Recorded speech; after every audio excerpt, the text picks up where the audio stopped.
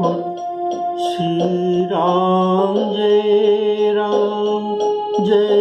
जय राम, श्री राम जय राम,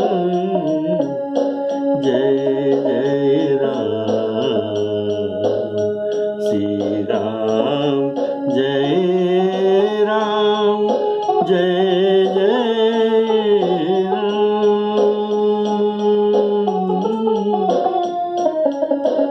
श्री राम जय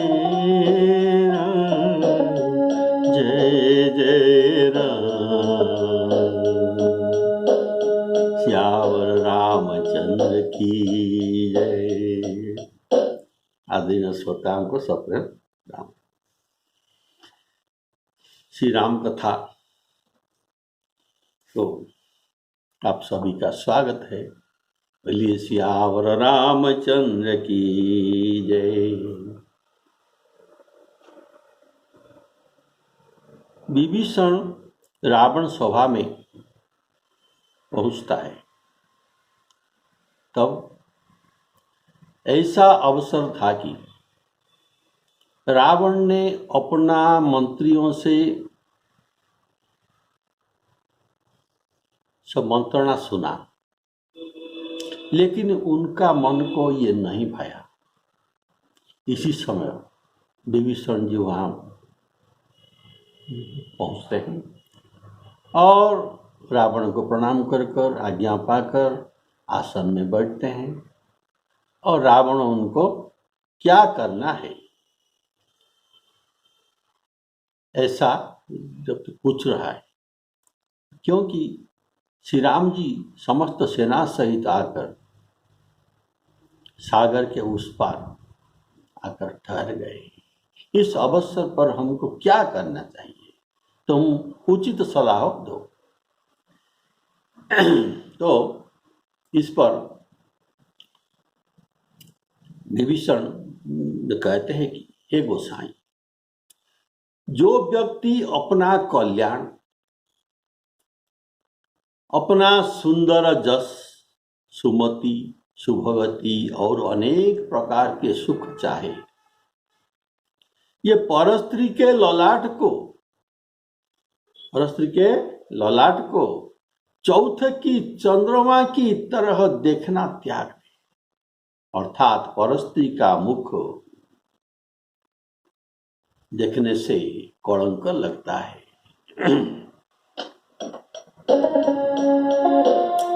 जो आपन चाहै कल्याण, जो आपन चाहै कल्याण, सुजसु सुमति सुभगति सुख नाना,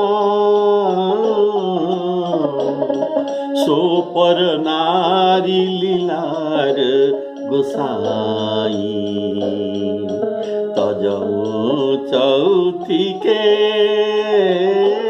चंद की नाम, तजऊ चौथी के चंद की नाई। विभीषण जी जो कहते हैं, जो आपन चाहे कल्याण, इसमें बड़ा सुंदर भाव है, पहले से आपको सुनना चाहिए। विभीषण जी का कहने की यह भाव है कि जो अपना कल्याण चाहता है, ये मैं आपसे नहीं कहता हूं। बोले श्याम रामचंद्र की जय। मैं आपसे नहीं कहता हूं, लेकिन जो चाहता है अपना कल्याण, यह वाक्य सीधे न करो, अन्य के प्रति उद्देश्य करके विभीषण जी कहते हैं, जिसमें रावण यह समझकर अपने को सुधार ले और उपदेश अपने रावण को देने पर यह तो क्रोधित होता है। ऐसे अपरोक्ष में ऐसा भाव ये कहते हैं, जिससे वह इस बात पर क्रोध न करे और अनुचित भी न माने। इसमें गूढ़ उक्ति है। इसमें गूढ़ उक्ति है। ये उनको कहता है लेकिन उन दूसरे को संबोधन करता है, इनको गूढ़ोक्ति कहा जाता है। तो इसे साहित्य में गूढ़ोक्ति अलंकार कहा गया है। सुजसु सुमति शुभगति सुखना शुभनाना। जो चाहता है सुजस सुमति शुभगति और शुभनाना, जो चाहता है, मैं आपसे नहीं कह रहा हूं, जो चाहता है। सुजस का भाव है, सुजस का नाश में सुजस को तो कौन नाश करता है? काम भाव। काम हमारे सुजस को नष्ट करता है और हमको कलंक दिलाते हैं। इसका अपराधी है, सुजस का नाश का अपराधी है काम। तो उससे सुजस का नाश हो जाता है। जैसा शास्त्र में कहा गया है कि कामी पुनि की रही सकलंका, कामी पुनि की रही अकलंका। कामी लोग को अवश्य कलंक मिलता है, ये कभी कलंक विहीन नहीं रहता। तो सुजस का नाश करने के लिए किसका हाथ है? काम का हाथ है। और सुमति, सुजस सुमति शुभगति सुखनाना, ये जो कहा, तो सुमति का नाश कैसे होता है?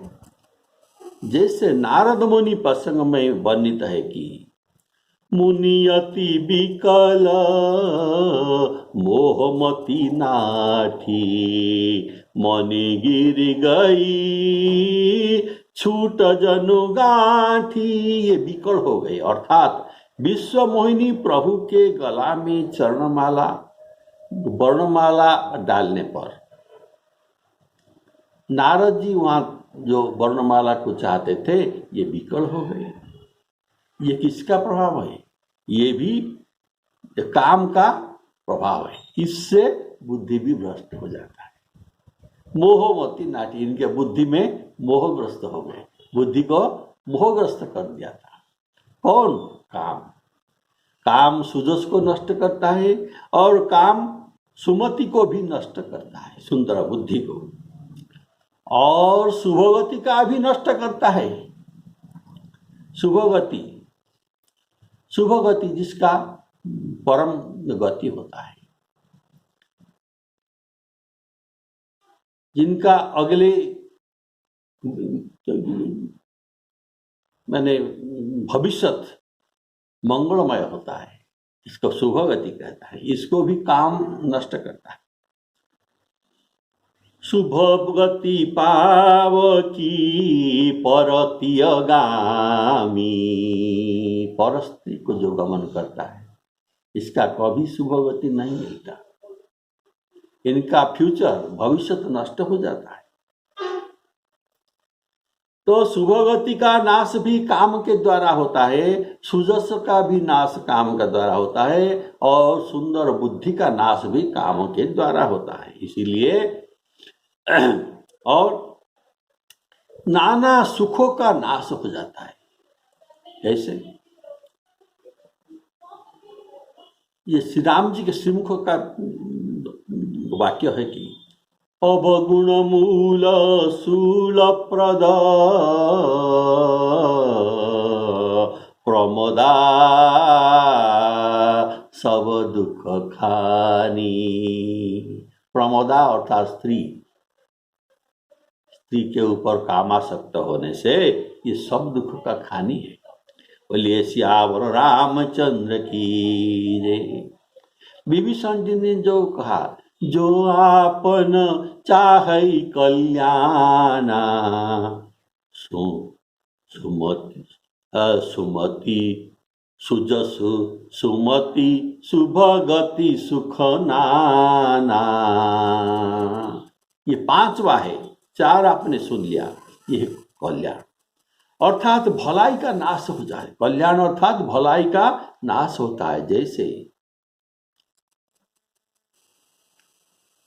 ये मंदोदरी का वाक्य है, ये कहता है, ता सुनारी निज सचिव बोलाई, पठ बहु कंत जो चहु भलाई। अगर आप भलाई चाहते हैं तो सीता जी को भेज दो, अर्थात इसमें भी तुम उनके ऊपर कामासक्त न हो, इसमें ही आपका भलाई है। तो अर्थात कल्याण इसमें आपका है। तो ये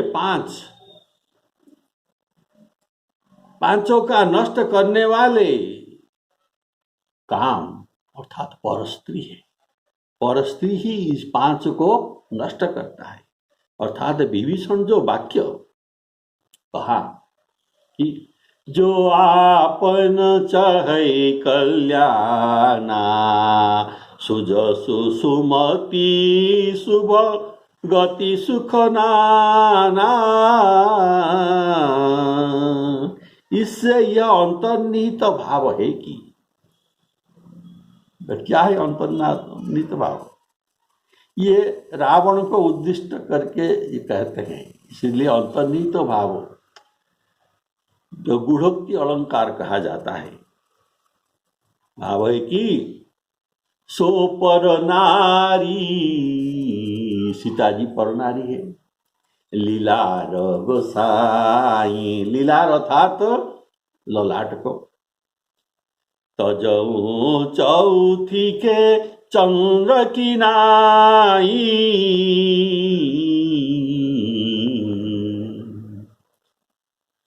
अर्थात सीता जी को देने का प्रार्थना करते हैं। इसमें अंतर्निहित भाव यह है, इसको त्याग दीजिए, यह प्रार्थना के अंतर्निहित भाव है। ये जो पांच आपने सुना, क्या? कल्याण, नाना सुख, शुभगति, सुमति और सुजस, ये जो पांच जो वर्णन किया गया, ये मिलते हैं सत्संग से। सत्संग से प्राप्त होता है। और ये बात विभीषण जो कि संत है, इससे ये प्राप्त हुआ। बोलिए श्यावर रामचंद्र की। इसलिए ये उपदेश करते हैं, सो पर नारी लीलार गोसाई, तजऊ चौथी के चंद्र की नाई।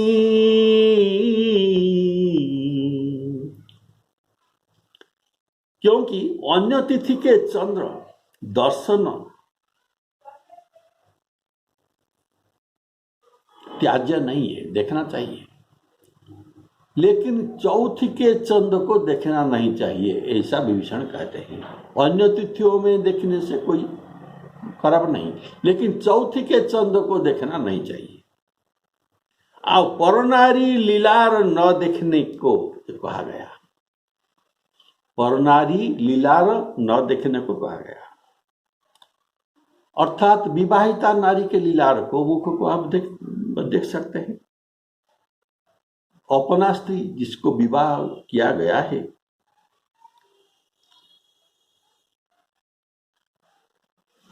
अपना स्त्री का मुख को, ललाट को देखने में कोई दोष नहीं है, लेकिन पर स्त्री का ललाट और मुख को देखने से दोष है। पर स्त्री का मुख दर्शन न करने को कहते हैं विभीषण जी। अतः पर स्त्री का मुख देखने में वो दोष है। अगर देखने में भी वो दोष है तो ये पर स्त्री का मुख, ये शब्द को मुख में धरने में भी विभीषण दोष मानते हैं। पर स्त्री का मुख को, ये शब्द को मुख में धरने से और उच्चारण करने से भी ये दोष युक्त मानते हैं। इसलिए पर स्त्री का मुख न कहकर विभीषण ने कहा, सो पर स्त्री का लीला ललाट को देखना नहीं चाहिए, इसीलिए डायरेक्ट ये मुख को वर्णन नहीं करते। कारण विभीषण ऐसा सोचते हैं कि परस्त्री का मुख देखना तो आंख में तो देखना नहीं चाहिए, मुख में भी धरना नहीं चाहिए, इसलिए मुख के जगह ये ललाट कह दिया। सो पर नारी लीलार गोसाई, तजऊ चौथी के चंद्र की नाई।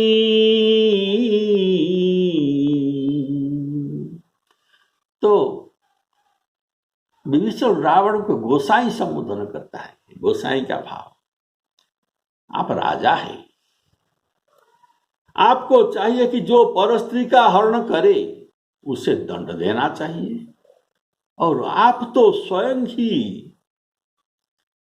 परस्त्री को हरण कदापि नहीं कर सकते। देखिए कितना सुंदर गूढ़ोक्ति वाक्य में विभीषण रावण को कहते हैं। इसीलिए शंकर भगवान जी भी भवानी से कहते हैं, इसीलिए भवानी इसी से चंद्रशेखर उनके स्वामी है, भगवान के स्वामी है चंद्रशेखर शंकर भगवान। अपने पति का मुख भी, अपने पति देव का मुख भी ये भाद्रव मास में शुक्ल पक्ष में ये दर्शन करते नहीं। क्यों? ये जो है चंद्रशेखर, इसमें तो ये चतुर्थी का चंद्र है, तो चतुर्थी का चंद्र को दे रहे न समझकर शंकर भगवान जी कृपालु उनको आश्रय दिया है। इसीलिए चतुर्थी दर्शन, ये चंद्र का दर्शन एक दिन के लिए भवानी जी शंकर के मुख को देखते नहीं, कारण ये चंद्रशेखर है। बोलिए श्यावर रामचंद्र की जय। इसका क्या कारण है, क्यों देखना नहीं चाहिए? तो पुराण में जो बात वर्णित है मैं आपको सुनाता हूं। एक बार श्री गणेश जी ने अपनी वाहन जो मूसा से कहीं जा रहे थे, लेकिन ये मूसा जो मूसा के पीठ के ऊपर जो बैठे थे उसके पर, जो मूसा के पर से ये फिसल पड़े। तब यह देखकर चंद्रमा हंस पड़ा था, चंद्रमा को बड़ी हंसी आया था, हंस पड़ा था। उस पर उन्होंने, जब गणेश जी ने शाप दिया था उनको कि उसे कलंक लगेगा, दिया था कि तेरा जो दर्शन करेगा उनको कलंक लगेगा, तुमको कोई दर्शन नहीं करेंगे, यह मेरा शाप है। यह शाप सुनकर देवताओं में हाहाकार मच गया, क्योंकि चंद्रमा के बिना संसार का पोषण कौन कर सकता, असंभव है। तब देवताओं ने गणेश जी के आकर प्रार्थना किया, प्रभु यह शाप को मोक्ष कीजिए, ऐसा संसार में अहित हो सकता है। इनके प्रार्थना सुनने पर गणेश भगवान उनको अनुग्रह किया। उन्होंने कहा मैं तो शाप दे दिया, मेरा तो बात मिथ्या नहीं हो सकता, लेकिन एक दिन के लिए भी इसको ये कलंक लगेगा, ये दर्शन योग्य नहीं रहेगा। वो एक दिन कौन है? जो मेरा जो गणेश चतुर्थी जो मनाया जाता है उत्सव, उसी दिन मेरा इस चतुर्थी को शुक्ल पक्ष भाद्रव मास चतुर्थी तिथि में चंद्र को दर्शन करना नहीं चाहिए। अगर कोई करेगा तो उसे कलंक लगेगा, बिना दोष में कलंक लगेगा। बोले श्यावर रामचंद्र की जय। तो पुराण में और एक भी कथा वर्णित है। ये वो सत्य युग का बात है कि भाद्र मास शुक्ल पक्ष चतुर्थी को बृहस्पति ने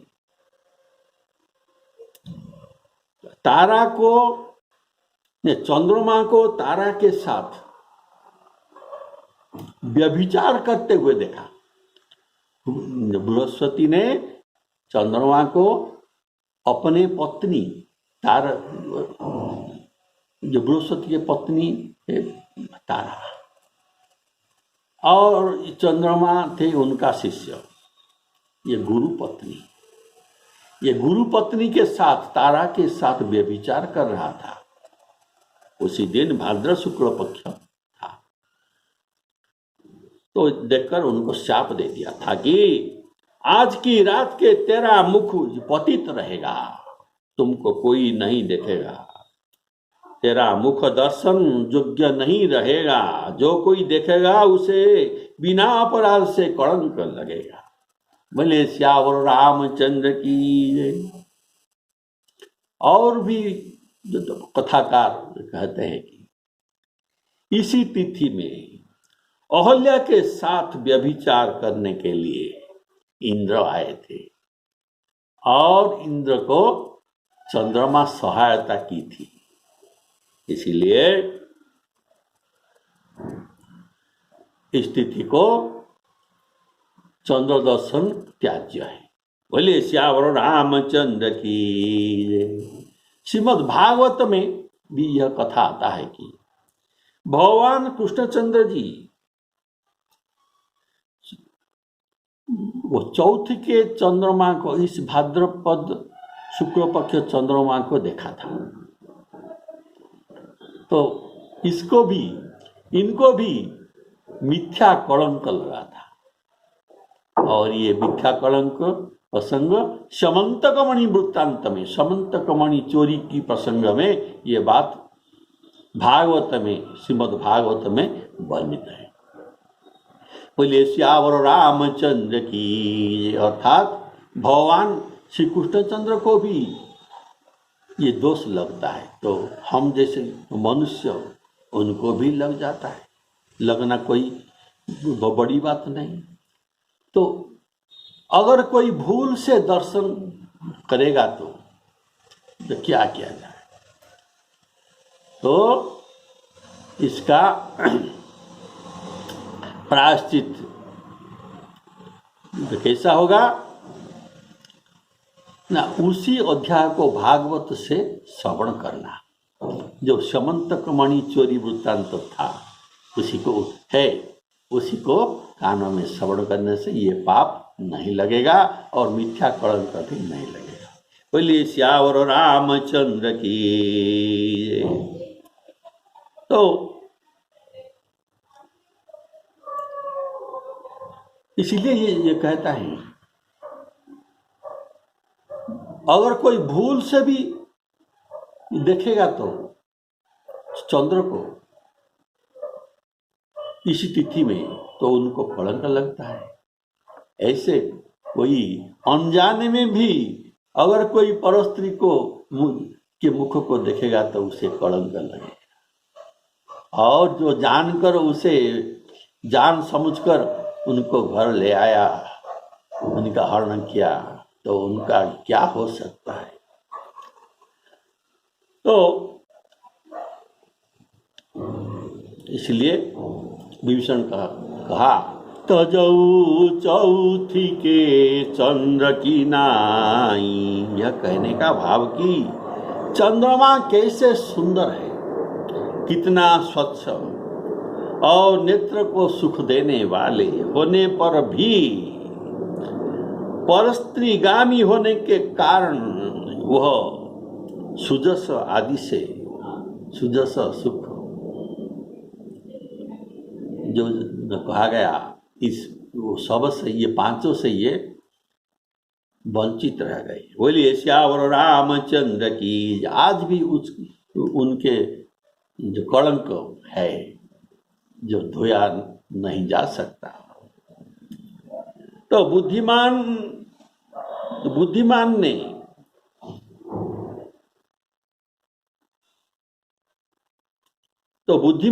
अपने सुजस नाश के भय से उसकी ओर नहीं देखते। किसके ओर?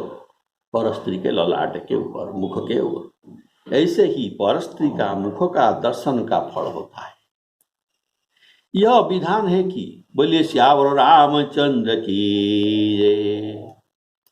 और विभीषण कहता है, देखिए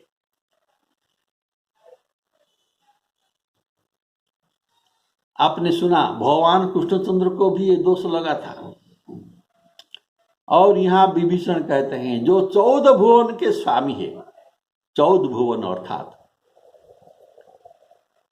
14 भुवन के स्वामी हो, वह भी भूतद्रोह। भूतद्रोह ने भूत नहीं है, भूत अर्थात जीव, जो जीव का द्रोह करता है। ये बारंबार ये शब्द रामायण में प्रयोग किया गया है। इसका सब जगह में इसका अर्थ है जीव। भूत का अर्थ जीव। केवल पार्वती विवाह प्रसंग, शिव पार्वती विवाह प्रसंग में भूत का अर्थ असली भूत ही है। बोलिए श्यावर रामचंद्र की जय। तो भूतद्रोह करने से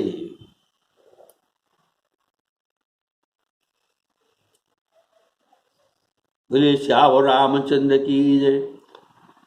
जो 14 भुवन के अकेला ही स्वामी हो, वह भी भूतद्रोह अर्थात जीवद्रोह करने से ये ठहर नहीं सकते। अर्थात ऐसे भी और ऐसे भी जो 14 भुवन के स्वामी राजा ये भूतद्रोह जो करने से भी नष्ट हो जाते हैं। जो मनुष्य गुण सागर हो अर्थात सर्वगुण संपन्न हो और चतुर भी हो, उसको चाहे अल्प ही अगर लोभ होता होंगे तो क्या उसे कोई भला कहेगा? अल्प लोभ, ये जितना गुण सागर होने पर भी अल्प लोभ ही अगर अवगुण है तो उसे कोई भला नहीं कहता। तो भी उसे कोई भला नहीं कहता। हे नाथ, काम क्रोध मद और लोभ ये सब नरक के मार्ग है। इन सब को छोड़कर रघुवीर को भजो, जिन्हें संत भजते हैं। बोलिए श्यावर रामचंद्र की जय।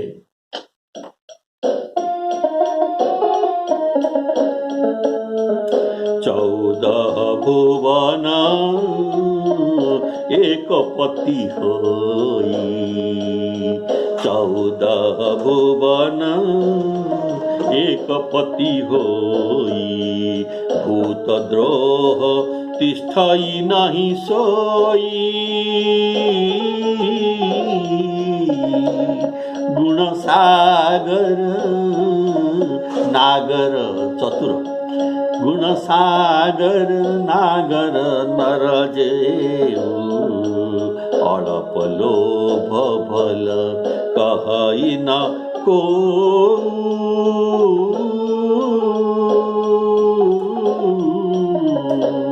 अड़प लोभ भल कहई न को। काम क्रोध मद लोभ सब, काम क्रोध मद लोभ सब। नाथ नरक के पंथ, नाथ नरक के पंथ। सब परिहरी रघुवीर ही,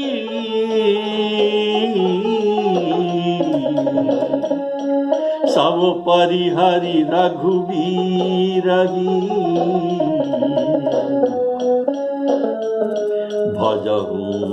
भजहि जहि संत, भजहि जहि संत। 14 भुवन एक पति होई, 14 भुवन, अर्थात भू भुव स्वः मह जन तप सत्य, ये 7 भुवन। फिर नीचे अतल वितल सुतल रसातल तलातल और पाताल, ऊपर का 7 और नीचे का 7, ये 14 भुवन है। इनके पति होने पर भी भूत द्रोह तिष्ठ ही नहीं सोई। कारण भूत द्रोह अर्थात जीवों का द्रोह, ये ईश्वर का द्रोह होता है। ये डायरेक्ट ईश्वर का द्रोह ही समझिए। कारण ईश्वर सर्वभूतमय है, सर्व जीवों में ईश्वर है। अहम आत्मा गुणाकेश सर्वभूताशय स्थित अहम आदि च मध्यम च भूतानाम अंत एव च। तो ये जीव और कोई नहीं है, ये सब ईश्वर ही है, ईश्वर ही सर्वभूतमय। बोलिए श्यावर रामचंद्र की जय। गीता में भी और भी कहा गया ईश्वर सर्वभूतानां हृदय से अर्जुन तिष्ठति। तो ये वाक्य ध्रुव है, सब जीवों में ईश्वर तिष्ठति, अर्थात ये सर्व ईश्वर कहाँ है, ये सर्व जीवमय, यही ईश्वर है। बोलिए श्यावर रामचंद्र की, यही भगवान के स्वरूप है। तो ईश्वर का द्रोह होता है, कारण ईश्वर सर्वभूतमय है। ये बात गोस्वामी जी लिखते हैं, ये काकभूषुंडी जी का वाक्य है। जेहि पूछो सोई मुनि अस कही। काकभूषुंडी घूमते फिरते थे भगवान के दर्शन के लिए, इसलिए सब मुनि ऋषियों से पूछते थे ईश्वर कहाँ है, मैं दर्शन करना चाहता हूँ। तब सब मुनियों ने ऐसा बात कहते हैं कि ईश्वर सर्वभूतमय है। ये तो सर्वभूतमय है, सब जीवों में तो ईश्वर है। तुम ढूंढते ही ये तो कहाँ ढूंढते हो। जेहि पूछौ सोई मुनि अस कही, ईश्वर सर्वभूतमय है। अतः भूत द्रोह भारी पाप है। इस कथन से जनाते हैं कि रावण ही विश्वद्रोही है और कोई नहीं है। जो जिस शब्द का जो उच्चारण किया है, ये जो और कोई नहीं है, जो आपन चाहे कल्याणा, जिस लोग और कोई नहीं, ये स्वयं रावण ही है। इसका पाप उनको मारता है, जो भूतद्रोह करता है, जो बड़ा पाप है, ये पाप के द्वारा ही ये मर जाता है, उनको कोई मारना नहीं पड़ता। जैसे श्री राम जी ने जो कहा, जो पुष्पक यान में अयोध्या लौटते थे, तो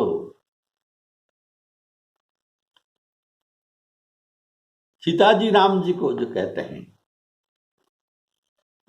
रावण कैसे मारा गया मुझे बताइए। तो ये कहते हैं रावण को कोई मारा नहीं है, ये अपने आप मर गया। तो अपने आप कैसे मर गया? ये जो पाप जो किया था, विश्वद्रोह, खड़ और कामी स्वभाव था, ये स्वभाव के द्वारा ही ये मारा गया, अपने पाप के कारण ही ये मारा गया। विश्वद्रोह रत यह खल कामी, निज अघ गए कुमार गामी। काम क्रोध तो सब समय आने पर ये टल भी सकते हैं, शांत भी हो सकता है काम क्रोध, लेकिन लोभ कभी शांत नहीं होता, लोभ कभी शांति नहीं होता, लोभी को कभी भी तृप्ति नहीं होता। जितना सारे कामनाओं की उनको पूर्ण हो जाए, सब कामनाओं को प्राप्ति भी हो जाए, तब भी ये लोभी संतुष्ट नहीं रहता। जैसे जिमी प्रति लाभ, लाभ होता है, फिर इसके लाभ क्या है? जिमी प्रति लाभ लोभ अधिकाई। तो विभीषण जी कहते हैं, गुण सागर नागर नर जो, अल्प लोभ भल कहि न को। क्योंकि अल्प लोभ रहने पर भी गुण सागर, चतुर लोगों को निंदा ही लोग करते हैं। जैसे कुष्ठ की एक बिंदु का कलंक भी किसी का शरीर पर है तो ये निंदित हो जाता है। लेप्रोसी का एक बिंदु, धवल कुष्ठ, श्वेत कुष्ठ जो है, एक बिंदु भी किसी का शरीर में है तो ये कलंकित हो जाता है। ऐसे थोड़ा सा लोभ से भी, जितना गुण सागर सुंदर शरीर भी हो, जैसे कुष्ठ रोग के आक्रांत से ये कलंक हो जाता है एक बिंदु के कारण, ऐसे ये गुण सागर भी थोड़े से लोभ के कारण भी कलंकित हो जाता है। बोलिए श्यावर रामचंद्र की जय। इस प्रकार दतनिक सी लोभ यशस्वी लोगों के शुद्ध जस को और गुणवान के समस्त गुणों को ये नष्ट कर देता है। ये श्रीमद् भागवत का वाक्य है। बोलिए श्यावर रामचंद्र की जय। काम क्रोध मद लोभ सब नाथ नरक के पंथ। गीता में यह वर्णित है, त्रिविधं नरकस्येदं द्वारं नाशनमात्मनः काम क्रोध तथा लोभ तस्मात् एतत्त्रयं त्यजेत्। ये नरक के द्वार है जो आत्मा को हानि पहुंचाने वाली, आत्मघाती, आत्मा को यह हत्या करता है। कौन? नाशनम आत्मन, आत्मन को, अपने को नाश करने वाला ये तीनों पदार्थ है, काम क्रोध लोभ, और ये सीधा लेकर नरक के द्वार पर पहुंचा देता है। भगवान कृष्णचंद्र जी कहते हैं ये इन त्रयों को त्याग करना ही मंगल है और त्याग करना चाहिए। आज का विश्राम यहीं पर। बोलिए सीताराम चरणार अर्पणमस्तु। सभी के कल्याण। जय सीताराम।